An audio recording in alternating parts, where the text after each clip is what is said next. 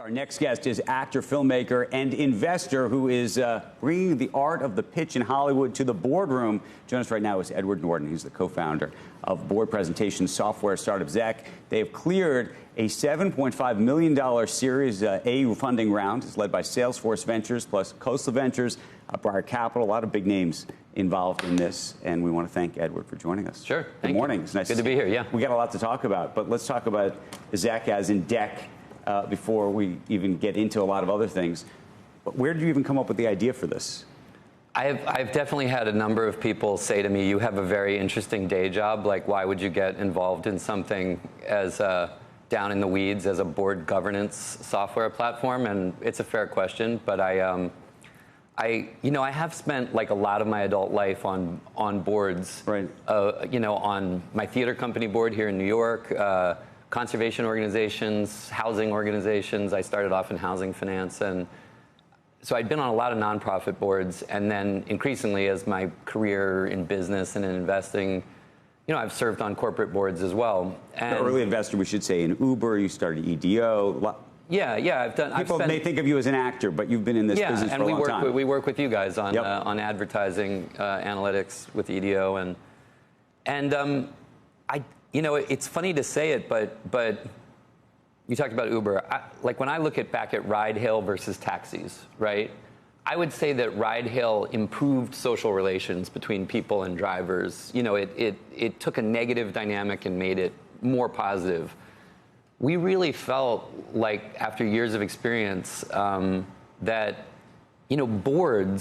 boards are supposed to be something that's positive for an organization. There's a governance function, right. But certainly companies in the early stage, they have the board notionally for support and wisdom and acceleration and guidance and all these kinds of things. And too often that relationship devolves into like the hall monitor relationship, people protecting their investment or protecting their donations.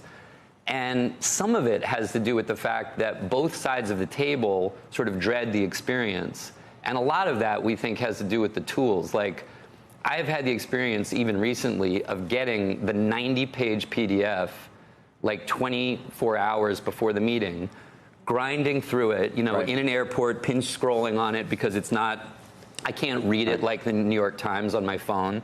Getting into the meeting, and then the CEO reads you back the 90-page Bible you've just read, verbatim. And you're sitting there with your eyes glazed. No one has and you sit there thinking, a couple of us thought, this is in 2024, in a world where everything is in cloud-based tools that allow with multifunction dynamism to do all kinds of things. How can we be doing this really important corporate function on old fixed slide files? It's ridiculous. So some of the best ideas come from trying to fix the problem. In this case, that was yours.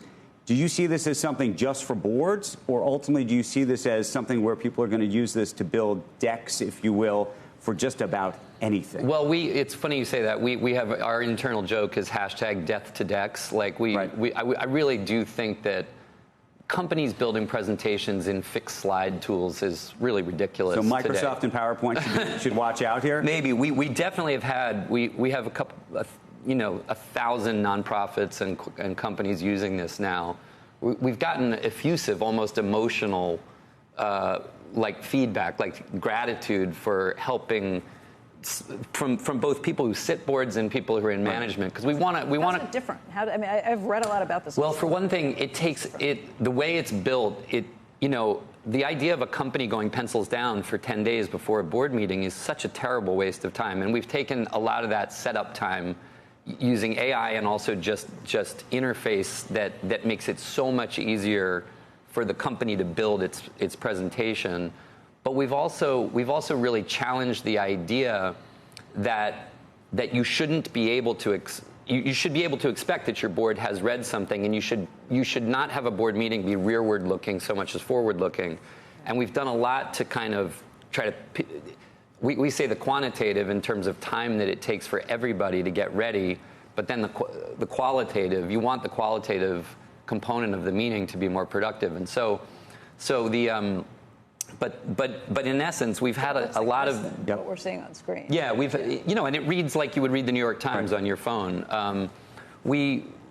one of the most important things is to be able, if I'm reading it and I have a question, I want to be able to query in the platform, and I want to be able to get answered before the meeting, and I want to be able, and if I'm the management, if I send it to you and I walk into the meeting and I don't know if you read it, then I'm blind, you know? So the management can actually see how much time everybody has spent in what sections of it, which, so the you know, team, is like... the team that always puts these decks together, you know, there's always a whole group of people who are basically staying up all night for, you know, days on end to try to get the board all the stuff, right?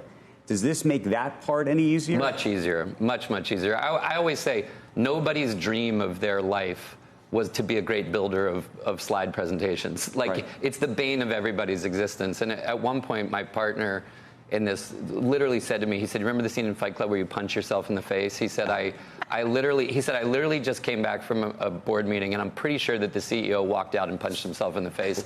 He's like, because it just went, terribly.